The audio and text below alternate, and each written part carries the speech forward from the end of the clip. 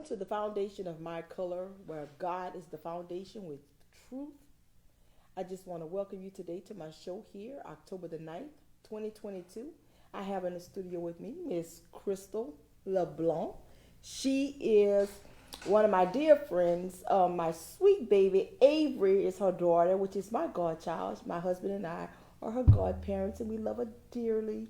So it's a pleasure to have her in the studio with me today, and I welcome you, Miss Crystal LeBlanc. Well, thank you. Thank you for having me. Oh yes, it's always a pleasure. It's a pleasure. It's a pleasure. Miss Crystal, let all the viewers for the foundation of my color know about you. Tell us a little bit about yourself. Well, um, my name is Crystal LeBlanc, as everybody knows. I'm a captain with the St. Landry Parish Sheriff's Office. I'm also assigned to the district attorney, so I'm a dual employee for the St. Landry Parish Sheriff's Office. I'm a DA investigator. I'm a mother of two wonderful kids. I have an 18-year-old and a 7-year-old who you just touched base on as your godchild. And I'm the wife of a candidate who's running for chief of police, Greg LeBlanc, number 93 on the ballot. And just, I'm a regular person. I mean, I wear a badge. I try to be a good friend, a good whatever I can to anybody. I mean, a good just community person, community leader. Okay. So what is it that you do for the community?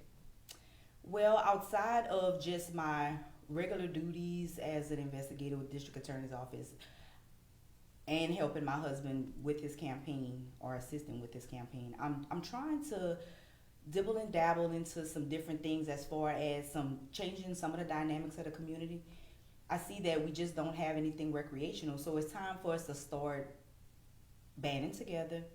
And I'm just kind of reaching out to people that I know that can assist with that, so that we can try to get just a different face to our community, just a refinishing to some things that, we got old buildings that just look bad. Well, let's just start looking into some of those things and see what we can do to just have a new light on the city of Opelousas. I mean, we have such a nice, beautiful city that's just kind of falling apart right now. Yeah, we have a lot going on in our city. We've been having multiple shootings, look like every night, for the past couple of weeks. As a investigator for the DA's office, Mm-hmm. what is your take on that? What do you think is happening in our community? I don't know. I kind of feel, and this is just my opinion, Mm-hmm. that as a community, it's almost like we're kind of turning our backs. We have such a small community that should be very tight knit. I mean, we as mothers, community leaders, just people that have a face to something that does something in the community, we should just be we should be banding together and making sure that the next one does not turn their backs on the community. But I kind of feel like if it's not affecting us directly, some of us have just basically played blind eye or closed our eye to some of the things that's going on. I know not everybody is, and I don't want to use the term afraid, but sometimes when we're shut up into a situation, we don't want, if it doesn't affect us, we don't want to touch it. Or we don't want to put our hand on it because we don't want to feel like we're getting in trouble or we're doing the wrong things. But at some point, you have to step out of your comfort zone, especially if you love the community that you're in, that you're raised in or you serve in. You got to step out of that comfort zone and do something just one step a little bit more to grab on to somebody to say, hey, look, this looks bad or it's looking bad. Let's see what we can do to change it. Yes, I agree with you. I always say people that don't live in the city limits or don't have a vested interest in the city limits, it's always just a political alliance type thing. You don't really care what's going on in the city of Opelousas, because if you did, you would want change. You would want what's right for our community. That's the type of things that we're looking for in our leaders. Mm-hmm. We're not looking for political alliances, because we can see right now that's not working for us. And when I say us, I don't live in the city limits, but I have vested interest in the city limits. And the vested interest is two 80-year-old elderly people, Mm-hmm. and a handicapped brother. So my parents and my brother live in the city limits. So I do have vested interest in the city limits, and that's why I'm going to fight for change no matter what.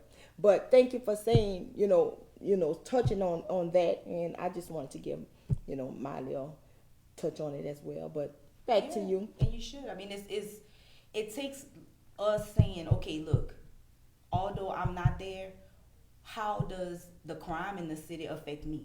Looking at how it affects you. I mean, whether you shop in the city or your kids go to school in the Right. city, whatever it is, at some point, if you have some ties to the community, it affects you. I mean, you can't just because you might live outside of the city and, oh, okay, I didn't hear the gunshots because I didn't stay on that particular street, doesn't mean that it doesn't affect you. It does. It affects you at some point. So being able to be a voice, be an advocate, going out there and voting. I mean, vote for who you think or you see is going to be beneficial to the community that you have some stake in. Right.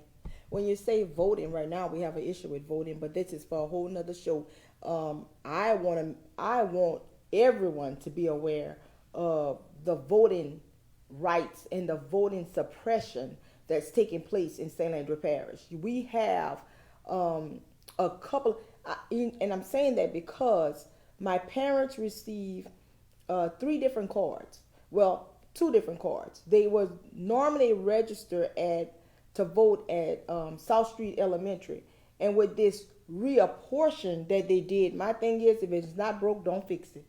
They went in, and now she got a card to vote at um, Williams Funeral Home 1 week.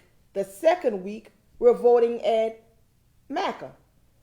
And I'm like, okay, so you really think, now, we're black, right? Mm-hmm. Okay, so you really think for 1 minute that they're going to just, if they're not paying attention to those cards, right? They're going to go to South Street and they're going to go to vote. And when they say, well, you don't vote here, this is why they've been voting for over 20 years, maybe forever. Okay, I'm just using 20 years, but this could be forever, right? Mm-hmm. And now all of a sudden, they don't even know where to vote. Do you think they're going to actually vote that day? They may not. It won't. gets a little frustrating, especially for There you our go. elderly in the community if they have to make too many That's different right. changes. So, That's right. Yeah, I could kind of see the That's right. frustration in that. That's right. The frustration is there. So it's not just them, it's others as well. So, my thing was, if it wasn't broke, don't fix it. Because now you're causing a problem.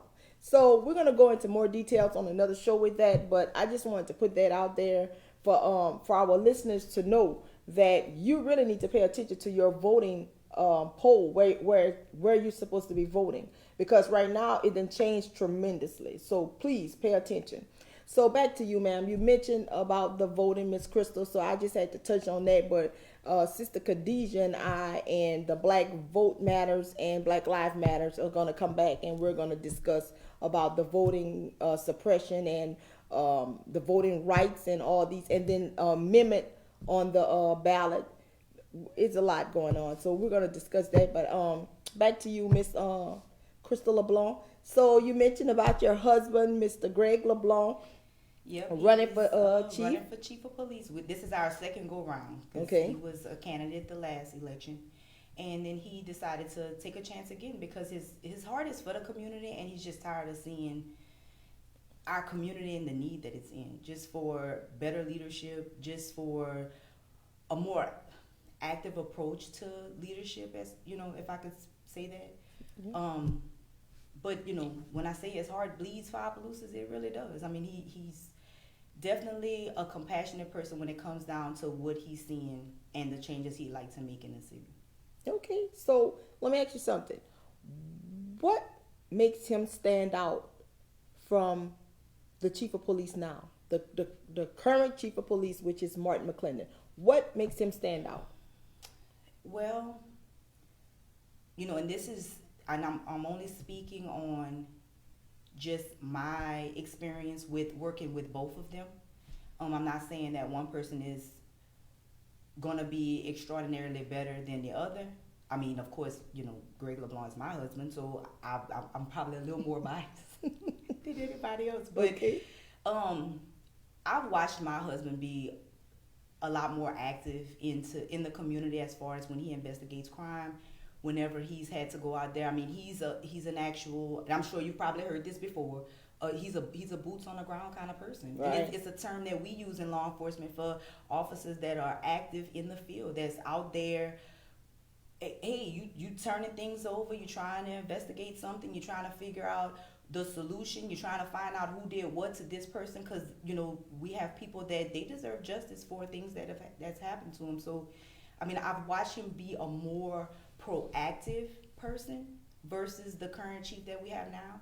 And it's not to speak anything ill on the current chief, but I just haven't seen him active in the community like I've seen my husband active outside of the capacity. So I guess that would be the difference. So it's two different styles of leadership. I mean, I kind of feel that right now we have somebody who is an administrative, behind the desk kind of chief, and our city needs more than just an administrative sit behind the desk. I mean, they need somebody who's going to be at boots on the ground, right, out there actively investigating right along the side with the officers that work there. Right. So I hear some people comparing him to Chief Collier. What's your take on that? Well, he was trained under Chief Collier, so I mean, as I was as well. He's I could see the association, because Chief Collier was a no nonsense. He didn't care if you liked him. He didn't care. He wasn't a people pleaser. He was an active chief that got out there, and he was boots on the ground. And yeah, he was boots on the ground. I seen him in a dress. He was very boots on the ground. I seen him in a dress. He was active, and I mean, me personally, I took pride in. I went on several calls, and he was right there, working right alongside with me. And I think for me, that's what made me look up to him as a leader. To compare my husband and him, I would say, they're not the same person, but their work ethic and style is pretty similar. So, and because of the fact that he was trained under the man, can't help but to see that in him. Right. Okay. So you talked about his credentials. Why he would make him stand out as a better candidate for chief of police. Tell me about his heart. You mentioned about him having a heart for people. Oh, yeah. Tell me about his heart, because a lot of people don't trust his heart, but they don't know his heart, but you do. Yeah, I would have to say, and I tell people a lot that we have a little joke. I say, oh, you're getting out, you're getting up, you're going. I say, you love the community more than you love your family.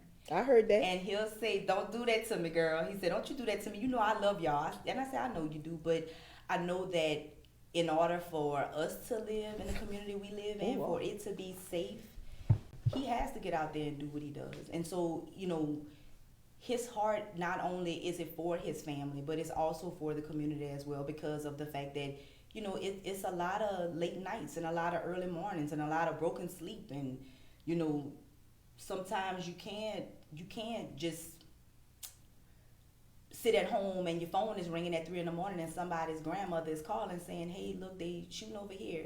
How do you not get out your bed and go check on them? So yeah, I mean, he has a huge heart for his community, and having that huge heart for his community, it just makes it safer for everybody's family. And I appreciate that, because I live in the community and we're raising our kids in the community, so that's what we need. So let me ask you something. I know you guys been in law enforcement for a very long time. Do you think that the chief, if he's elected as chief of police, would that affect your family life? I would have to say yes and no. Okay. Because I know initially when you first get into something new and you're first starting something, you have to put the work in. So it takes a lot of work to actually build the foundation. I mean, I know that if he's elected chief of police, then I know he has a plan for how he wants things structured. And it's going to take some time and some effort putting that in. So, will it be him missing some holidays? Yeah, that's going to happen. Will it be him not be able to show up on time? That's going to happen. So, our family is basically prepared for that, because we know that in order for us to be able to live in a community that's safe for everybody, it's going to take the work, and he's going to have to put the work in. So we gonna band together as a family and stand behind him whatever we got to put aside for the time being, we're going to put it aside. But for the most part, in that aspect, it'll affect us. But other than that, I want to see him in the leadership capacity that he should be in, that he deserves, because he works very hard. So, and I feel that in that aspect, it won't affect us. It won't. You're gonna win in that aspect. Yeah. So, tell me, you are a pillar in the community as well, because you've been working with the Opelousas Police Department for how many years? You worked there? 18 and a half. 18 years, and you're currently now with the Sheriff Department. Mm-hmm. Yes. And what people don't know, I don't know if they know that or not, is, but you were one of the ones that solved the case, and you were on national television, right? I was. Let's hear about your accomplishment, honey, because that right there was an accomplishment in itself. I recorded it, and I kept watching it, and when you would cry, I would cry, because I was so happy to see your accomplishment, because you worked so hard. I know you're hard for your community, and I know how hard you work. And Sheriff Guidros appreciate you. Well, thank you. Yes, Thank he you. and I love him so much. I think he's the best thing since sliced bread. Oh, God. Girl, yeah, he is good. He comes on the foundation of my color, and he always, putting out positive vibes and everything. I have to ask Mr. Chad Pete if he want to come on. I never got a chance to get with him. I know that's your current boss as well. You're dual. Yeah, I'm a dual employee, so I'm shared between both people. So. Yeah. And they're both equally great to work for. I could not express how much peace I'm at right now. Like, it's just really, really good. They see my worth, and that really means a lot to me. That's good. At a time that I really didn't think that, I said I'm leaving my job and I'm crossing over to go to a new place. They're not gonna see what value I have. I struggled with that, but it wasn't true. It's just sometimes the enemy gets in there, and definitely he plays with us where he knows we can. Oh, yes. But being able to actually cross over into that capacity and knowing that they saw that, it means a lot. It really, really does. It means a lot. But I think they've seen it. You were nationwide. I want to know about that. Yeah. I don't think a lot of people didn't see that. And I wish I had a clip to show, but I don't tell them. That case itself, they had a lot of underlying hardworking people who set the foundation. Because when that thing happened to the Thomas family, I was still in school. So I would have never, in my wildest dreams, thought I would have had any part in getting any closer to a resolution. And so, like, being able to look at that case, and when I tell you, the Thomas family is a driving force. Like, they really wanted answers. And so my first time talking to Melissa's oldest sister, I was nervous and scared, and I'm like, I'm talking to this lady, but what can I tell her? I don't know how to tell her I can solve this, because I don't know if I can. Look at all of the other good people that tried solving this. How can I, new little investigator, try to do that? And the one thing she said that just resonated with me was, don't forget about my sister. And so it was like, I could not forget about, I'm talking to this lady personally, and I got to do everything I can to try to come to some kind of resolution for them, whether it's good, bad, or whatever, just something to give them some sort of closure. And I'm saying closure because you never really get the answers that you would like, that would actually say, okay, you know what, we sealing the deal, we closing it, and everything is, you never get that. But you get that sigh of relief, or that exhale of, okay, you know what, now we know. So being able to give that to them, that was like truly a blessing. How did it feel being on national television? Girl, I was nervous. You was nervous? Nervous as all get out. You didn't look nervous. Well, but I guess whenever you're able to speak on something that you did, mm-hmm. and know that it wasn't like nothing. It was just God. Like it was. Right. That's all I can attribute that to, was God. Because the one thing I would pray for was to have some kind of resolution to give the Thomas family before I left Opelousas Police Department. Whether it would have been in 2018 when I left, or if it would have been in 2025. Just I wanted to have something for them because she that lady called me every month like clockwork. What you got? What you know? What have you done? And so it was, well, this month I don't have anything. I don't know what else to tell you. And then, I came up with some good ideas just from talking to other people with other law enforcement agencies and, dipping into other little resources and trying to figure out, okay, what else can we do? So it took trying a lot of things and those things paid off. And so it just felt good to, girl, I could have, if you would have cut me, confetti would have came out of me because I was so excited just to be able to drive back and tell them, guess what? Like, I have an answer. You have an answer. Yeah, so that's awesome. It was, and so you still wonder if you was good enough? I think that right there is self-explanatory because this was something that was going on nationwide. Yeah. And then when it came in our back door, our very own Miss Crystal LeBlanc, was it lieutenant at the time? Where were you? No, I was a sergeant in investigations. Sergeant Crystal LeBlanc at the Opelousas Police Department helped solve a murder nationwide. And you wonder if you were good enough? Well, like I said, sometimes the enemy dips in and he attacks us where we the weakest. So, and it came down to, am I doing a good job? And sometimes you ask yourself, any Christian can tell you. Oh, yeah. You want to make sure that you are in your God-driven purpose. And so it's the question is always there. Am I really in my God-driven purpose? Am I doing what God wants me to do? Because at the end of the day, we have to answer for those things that we do and the things that we don't do. Amen. And, I don't want to have to give the wrong answer. Right. And I don't want to have to be turned away. I'll make it here, and then I got to be turned away because I didn't do what God expected me to do. You're not hearing that word. I just feel that, I ask the question, but I keep pushing because I know that I'm supposed to be at a certain place at a certain time because that's what God has in store for me. So, yeah. You talk about your purpose. Do you see God pushing you in something else? I don't know. Politics, maybe? Oh, I don't know. I don't know what the future might hold in that aspect. I've been asked to do some things political. So I don't know.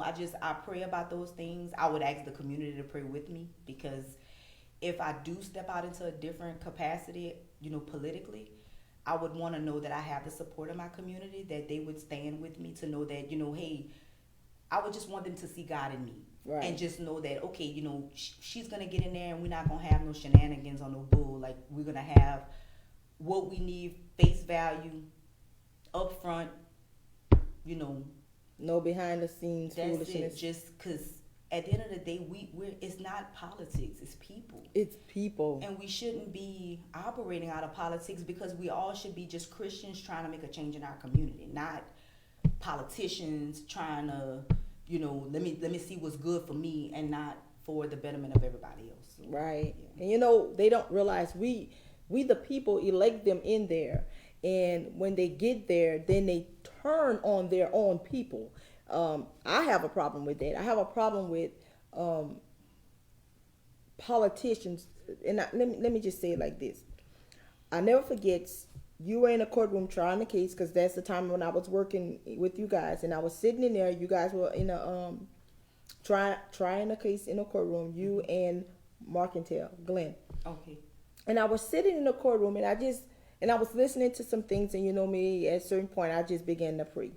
I don't care what, I had politicians tell me, you go hide behind your God. You're going to quit hiding. Well, I think I need to because that's the word. Yes. And you have to hide under the shadow of the Almighty. Nobody will never take God away from Rachel. Mm-hmm. The only one going to do that is Rachel, and that's not happening. So anyway, I was sitting there and I began to pray for the young man that was on trial. And I asked God to reveal if what was going on, with the case or whatever. And during that time, I heard the Lord tell me, tell these politicians, and I posted it, and I didn't understand. Quit using politics to cause pain on his people, because he's going to deal with it. Hmm. And I immediately, and this is how you know it's God. You know we don't get service in the courtroom, right? Oh no. No service at all. It's Look, real bad in it's there. real bad. I'm just a typing. I'm typing. I'm typing. I'm saying that because you And I talked think we about was your in the good friend. basement, and that's really And it's that's really in exactly where there. we were. And then I hit send, and it posted. That's when I knew it was God. And I said, Lord, I did exactly what you told me. If I get backlash, I pray against it, and then I moved on from it. But I say all that to say this. You are exactly right. It's time for people to stop using their political power to cause pain on people. I'm a victim of it. But it's okay because I believe in, I trust in God, so I'm not worried about it. But And I can get what you're saying. I mean, like I said, my husband, this is his second and that's where I'm going campaign. with it. And the first campaign was like horrible. I mean, Oh yes, it was. it got to the point where it was backlash. It was some things that was said that, although you could beat up on people with stuff that's the truth. Right. But sometimes it's not your truth to use to beat up on somebody. It's not your truth because you don't know what that family's walk is, what they're going through at the moment. So when you speak upon someone else's stuff that was laid to rest, and then you try to use it to speak their truth, you can't do that. I mean, it's just because it's not yours to give to somebody else, because you Right. don't know what their family's going through. Even going into this new season for us, it was very ugly. It started ugly, and you know, like I said, there's some things that you could use against a person. And if it's their truth and you using it to beat up on them, then you know what? Okay, it's true and you beating up on them. But when you start to pull and grab from things that is so far from the truth, you don't realize that what you do affects other people. You don't realize that at some point you sowing that seed of deception, hoping that the fruit that it's gonna bear is gonna be in your favor.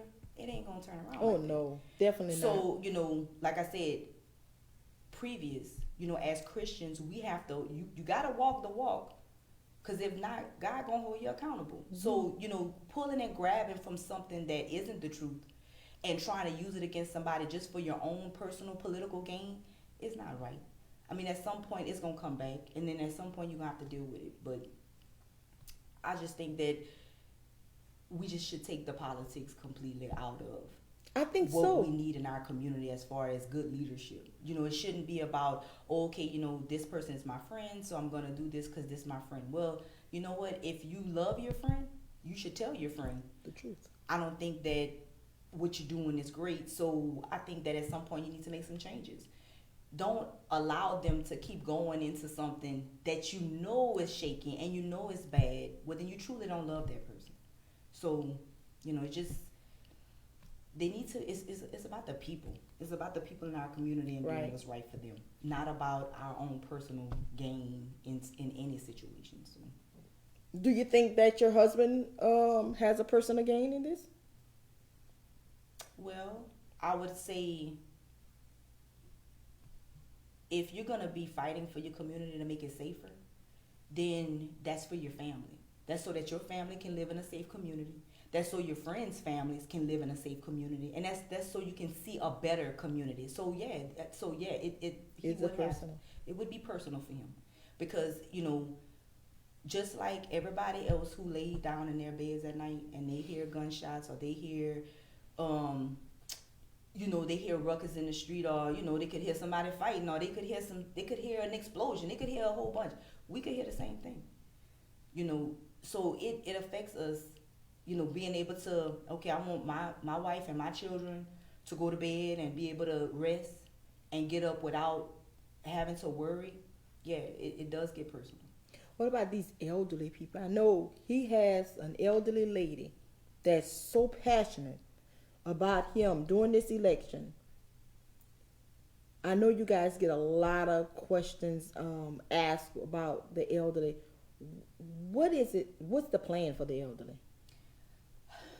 Well, I mean, I'm gonna tell you. I can't really tell you His in plan. depth his Right. plan, but I'll tell you, it's not just for the. It's for the whole entire community. You know, our elderly, they basically are our stakeholders in this community. They Mm-hmm. actually set the foundation for us to be here.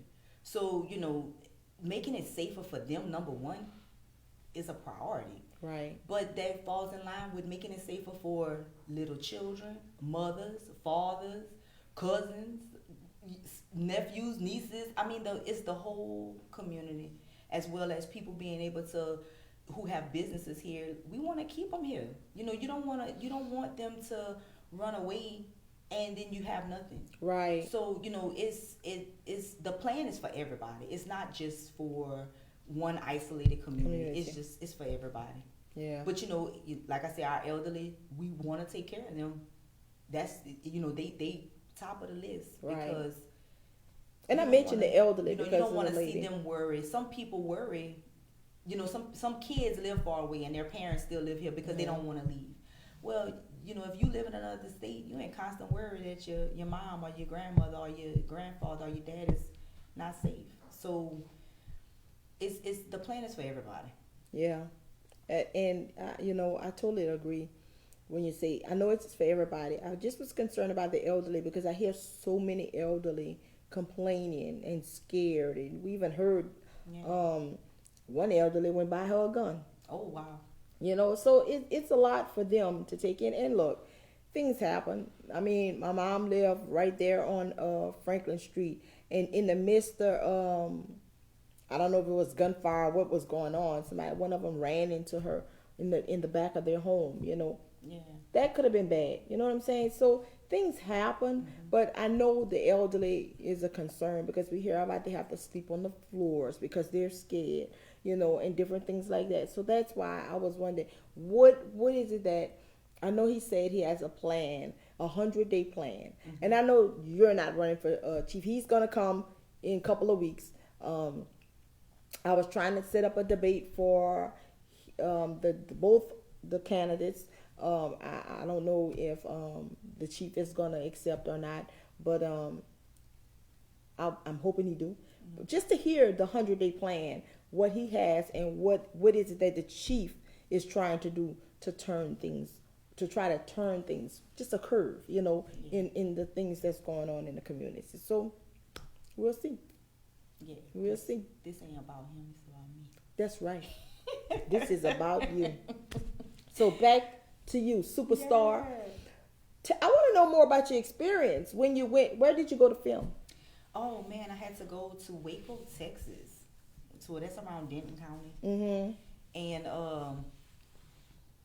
well, no, I filmed here. They came to me, so I didn't have to go. Oh, you anywhere didn't to have film. okay. But to interview the guy, I had to go to Waco, Texas, which is in Denton County, and like that was the longest drive ever. And it's not that long, it's not Really? that far away. It's about maybe like 4.5, 5 hours. But it was in my mind the questions that I had to ask, and I wanted to make sure I didn't make the man anticipation mad. of it. Oh yeah, like what am I about to walk into? And Right. I get to their office and that place is full. It's full of other investigators and other people from other law enforcement agencies. The FBI was there, the Texas Rangers. It was just a lot. So Wow. I'm like, look at all these people, and they had multiple cases, and I was just little old Crystal from little old Opelousas Little with Opelousas. one case, and it was. So I sat there and I waited, and I even let people go ahead of me because they had multiple Mm-hmm. cases that they had to talk about. But it just gave me the time to see the guy and kind of formulate my own plan in my head Right, on how I was right. going to attack that situation and how I was going to talk to him and what I was going to ask. And so You look very confident. You say you were nervous, but you look very confident. I was nervous because I had never been on TV like that. I know I did public information, and that was our local news. And But you got emotional at one point. Tell me about that. Well, because I felt like I would talk to the family often, so I felt like part of their family. So it Right. it was important, and it was important to actually get Melissa's story heard. You know, it was important for them to know who she was, and that she was a good person, and people loved her in the community, and people knew her. And so, like, you know, and the fact that he just left out there, you know, and she was just out there, nobody. So it was important that her story get. Are you getting emotional on me now? Oh, girl, because that was, you know. And I was just about to say, how did you feel? It was more than just a case for me. Right. So it really was personal. It was, right. You know, I gotta get closure for my family. Like I really did feel like part of their family. This is what we need in a, I don't want to say political, because leadership. Somebody like you, compassionate, driven. You're driven and you're compassionate about everything that you do, and it's no, you're not biased. And I know you're not biased, because I'll come to you about some things and you be like, no, you can't do that. You know, it's not like, go ahead. No. So I know you're not biased about absolutely nothing. You don't play favorites. You look, we were out there, remember, we rode around campaigning, and a guy said, oh, he wasn't voting for your husband, and he was just ragging on him. Oh, yeah. And you just stayed there just as you calm, kept your composure, and you was like, well, what did he do to you? Why you feel that way? And you didn't have any, you know, you wasn't retaliating. You wasn't trying to convince them of anything. You was just asking simple questions and just trying to get to the bottom of the situation to see how it could turn. Yeah. That's the kind of leaders we need. Is that what your husband is? Oh, absolutely. I would have to say he is. He's never tried to. He understands that people have choices. Right. And they have their choices for a reason. And I really hope that the community knows that they have choices. You have choices. You don't have to be, you know, don't feel like you have to be quiet about the choice that you choose, because that is your God-given right. You have a choice. But the one thing he will not do is tell people they're wrong for the choice that they're making. I mean, you're making a choice for a reason. Now, whatever reason that is, that's right. That's between you and that person. That's between you, and that's between you and God. I mean, that's you have a choice. God give us free will for it. That's right. So it's all about us using that free will not to sin, but using the free will within His purpose. That's right. So I feel that if knowing that you have your own choice, who am I to come tell you wrong for that choice that you have? Well, no, that's your choice. That's your decision. You choosing this. But I feel that if you're going to shy away from, if somebody did you something wrong and you're not going to tell them what they did, you know, give them a chance to say the reasons. Because it could be that you're looking at the situation wrong. You know, you could be thinking that, oh man, they did this to this person and such. Well, do you know why? Do you know the whole story? Do you know all of the ins and outs? Do you know all of the working components? I mean, if you don't, how can you just say your choice is okay? Right. If you're, you know, you holding a grudge against a person for a reason that they might not even know. So I don't know. I just, you know, my thing is this. At the end of the day, with this whole political thing, at the end of the day, you can plant your malice, do all this, and then you can die in that next second. And then you done did all that. Then you got to face God. Then you don't have time to explain. That's why I always say, you know, try to live your life in a certain way. yes. You know, because doing all those things not going to get you, it might get you brownie points here on earth with some people. Yeah. And the only ones that's going to get you brownie points with is the ones that's just like you doing it. That's right. That's it. But if you just do right by people, I think everything will work out. And I think, you know, that is what you're promoting for your husband. You say, you know, he does right by people. And we're not perfect. You know, to walk around and say, oh, okay, nobody makes mistakes. Right. We are not perfect. We right. are flawed. There was only one perfect person that walked this earth. And we are not that person. Not close to it. But, you know, knowing that, you know, sometimes we live, you know, we allow the flesh to take over and we make bad decisions. We also have to understand that God gives grace for a reason. So when you operate out of grace, and you utilize God's grace with a person who has wronged you, even though you might make a wrong decision, that same grace gonna come around at some point. It's just all about how you are, what your walk is, and what you're doing. Because God don't judge us on the measure of how people treat us. No. It's how we treat people. That's right. So if all you're doing is going around being malice and throwing things and thinking, okay, I'll deal with it later, what you think gonna happen? Like you said, I mean, you could go do something, and in the next hour you gone. That's right. And then, okay, it's who you gonna have to answer to, and it's too late. Exactly. It's too late. So I just, I really feel like if, like how you said that situation, and the guy was upset with him. Well, just what did he do you? Right. Because if he did do you something, then you need to have a conversation with him and let him tell you what it is, or let him mend the fence with you if that's the case. Right. But I think as Christians, and we all walk in this earth together, because God didn't just make the earth just for it to be bare. He made it for us all to fellowship and be together and walk in love. And the only way to do that is by us being able to mend the fences and right our wrongs. So and He allows us the time to do that. And sometimes, if that's what you're doing, if you're walking in that, then you might not have to mend too many fences, and you might not have to right too many wrongs. We have that grace for a reason. Right. You talked about earlier in for the first election and during this election how things started off and it got ugly. Lies were told and things like that.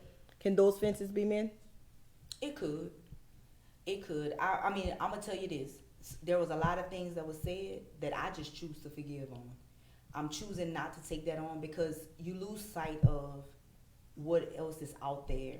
You lose sight of what blessings God is actually putting into your life at that moment, versus harboring all of that hot fuel for something that Right. Okay, it wasn't true, so why are you holding on to it? Mm-hmm. Let it go and let's move on. Right.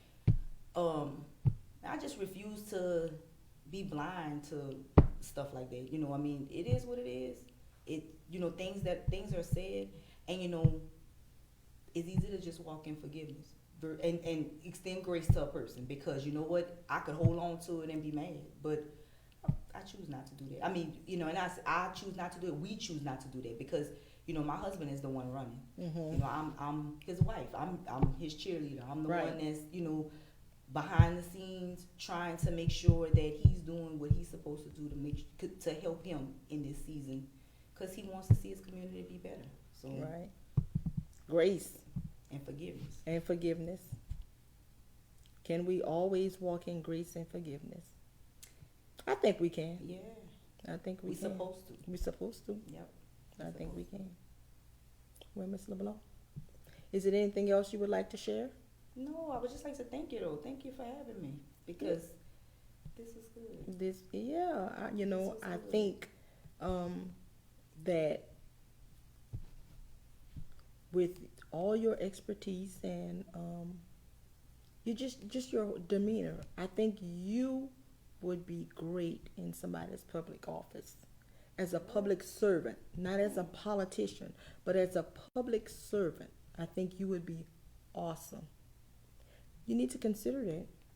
Well, I mean, if like I said, I've been asked more than once for a couple of different things that I really would like to see how this season goes. Mm-hmm. And if everything goes well, then yeah, I might just dip my toes in that water and see, because I would like to see my community better. Yeah. And it takes a little bit more than just law enforcement. Right. We have some great kids that I don't think they're getting what they need. I don't think that we have the resources in our community that we should have. Mm-hmm. And so being able to, like I said, getting through this season first, and then I know that I would be able to tap into some other resources that could take Opelousas a little bit further, just based on some of the connections that I've made and some of the people I've sat down and fellowshipped with.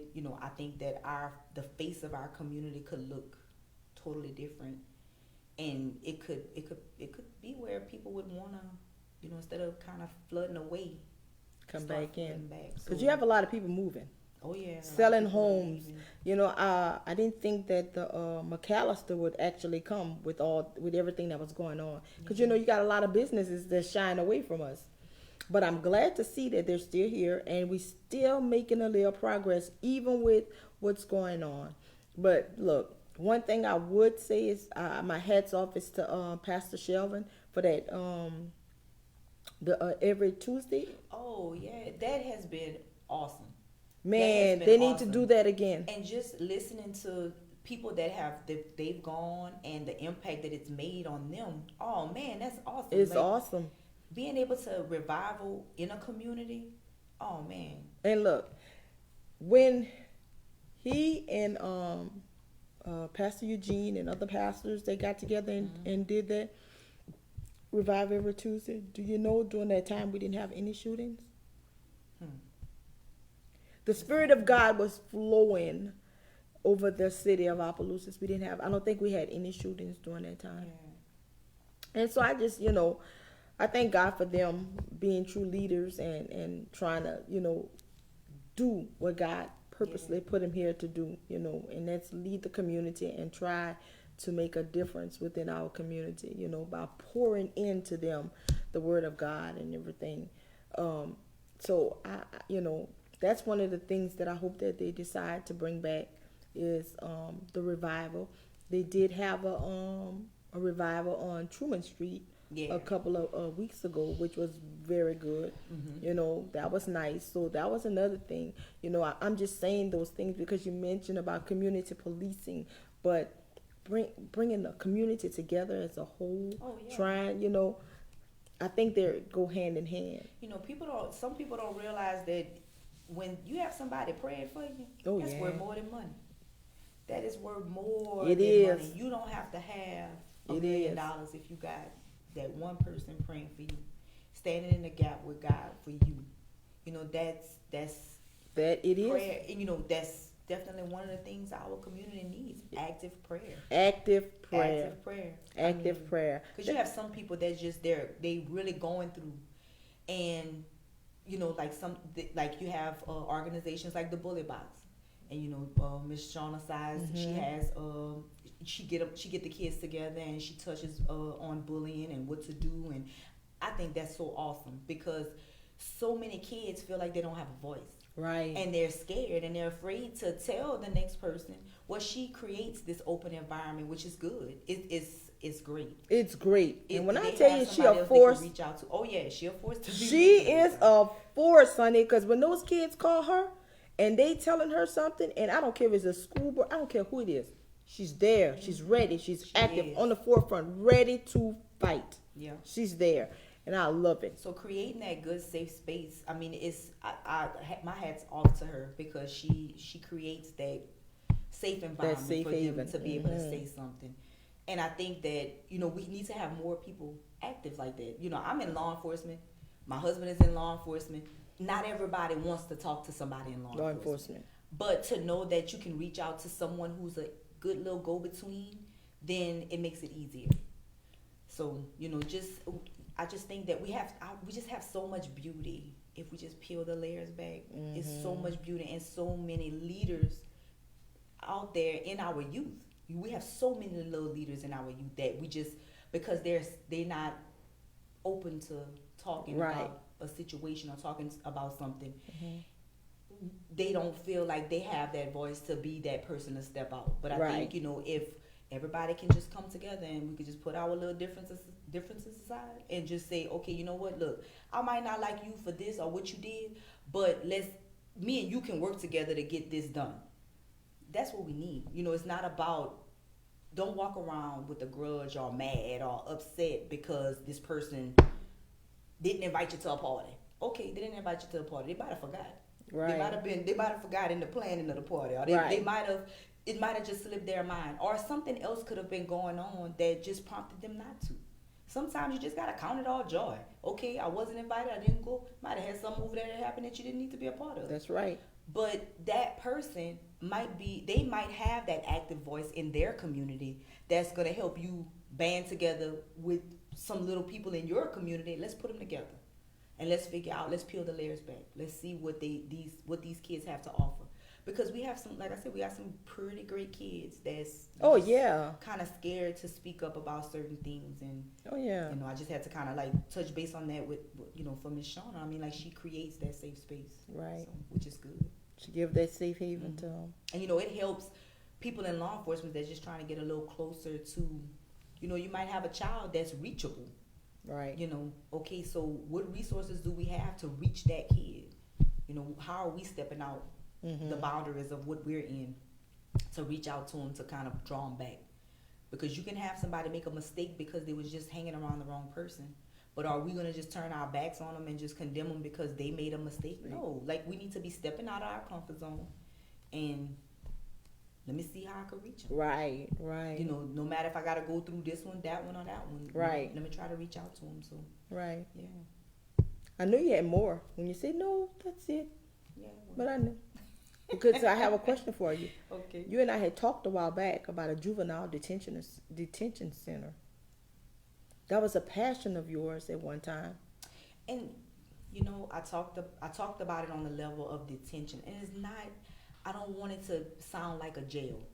No. If that makes sense, I don't want it It to was sound more. like it's a okay. All they're gonna do is lock our kids up. Well, they need more. You know, I think okay, our some of our youth, they've done some things that they're not supposed to. You know, you got a lot of the kids in the community, and I'm calling them kids, but let me just say youth. Some of our young adults, some of the teenagers, they so broken and so angry and so frustrated and so depressed and so just, but it's because their voice has been taken away from them to a certain degree because, oh, that's a kid, we're not listening. Oh, that's a child, we don't want to talk to that child. Well, hold up, because that person, that little young person, might have something good to say that's going to push you in a different direction.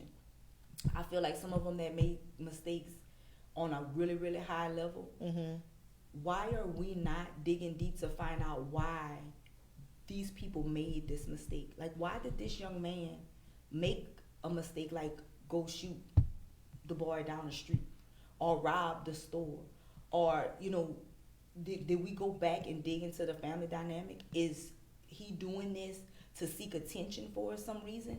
Or did she do this because, oh, she, you know, there's some struggle somewhere. Right. So I just kind of felt like if we had a facility, yeah, we would be detaining kids or, you know, the youth that committed violent crime. Let's dig deep and let's start peeling them layers back. To rehabilitate them. Exactly. Let's provide them with some sort of a resource, because we can talk to them all day long. Right. And we could hold them in this place for 2 years, 3 years, whatever the judge might say, and we hold them there. But are we going to reintroduce them back into a society that's not ready for them? Because coming out of that, they could be great model citizens. But then we put them right back into the position that they were in when they left. So what resources are we putting back into our community to help the kids that are going back into it? We don't have anything.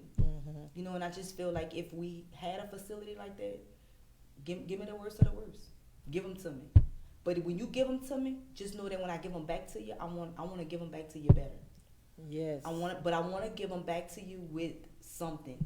You know, partnering with other businesses, saying, okay, look, we have a 16-year-old, they committed a crime, but the judge sentenced them to this time, and we're going to be releasing them back. They're going to be released soon. Can you give them a little part-time job? We're going to try them on a little part-time job. Follow them in their home dynamic. Is it going to be easy? Not at all, because then it means that you have to partner with DCFS. You have to partner with a lot of other people. But, you know, it helps to hold the family accountable, the child accountable. And we pouring back into a kid that might have not had anything. Right. So, you know, I said juvenile detention. But you might want to get a foundation started, ma'am. I really just want like a facility. I mean, I know it's going to be detention type, but I want it to be... You don't have to say detention. Yeah. Rehabilitation for juveniles. Young adults. Yeah.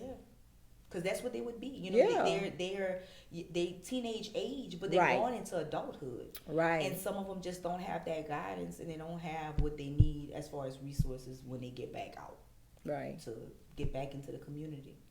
So, but I think it just is, you have them, but we also need to check on the mamas, check on the daddy, the grandmothers, whoever they were living with before. Check on them too, because they probably going through something, and sometimes it's just because we have these little generational curses in our community that haven't been broken by that generation yet. So who's gonna be the chain breaker? Yeah, who's gonna be the chain breaker in that family? Right. It could be that child that's incarcerated for a short period of time could be the person that's gonna break that generational curse. But how do we know? How do you know if you're not stepping out of that comfort zone that you have and saying, okay, you know what, that child seemed interested in what I have to say. Let me go a little bit further. Let me push just a little bit harder so I can pull them back in. Because, it just takes one attitude, one person, one step to reach one other person. So, wow. Yeah. That's good. That's good. Well, so we're going to end. And I just want to say thank you so much. Thank you for having me, child. I enjoyed it. So I hope the community enjoyed me. Oh, I'm pretty sure they did. I know they did. Too long-winded. They did. So thank you so much for tuning in to the Foundation of My Color here with Rachel Babineau, your host, my guest, my special guest, Miss Crystal LeBlanc, Captain Crystal LeBlanc with San Andreas Sheriff Department. And we want to send a special shout out to Charming Events. They're the business that I'm going to highlight today. Charming Events is a event center owned by Miss Sophia Tyler. You guys go check her out. She has a very nice facility on MLK. It's 515 MLK. Check her out. She really has a really good facility over there. And I want to say shout out to her. Also want to give a shout out to my beautiful mother, Miss Mary. She's always my big supporter, no matter what's going on. Oh yeah. My supporter, my prayer warrior. She got my back, my front, the side to side. Devils, you don't want to mess with her. Miss Mary said, "Why I don't have nothing to do. While they out there making a mess and everything, I'm praying to the Father." That's right. Girl, you remember them words, huh, Crystal? Oh, yes, ma'am.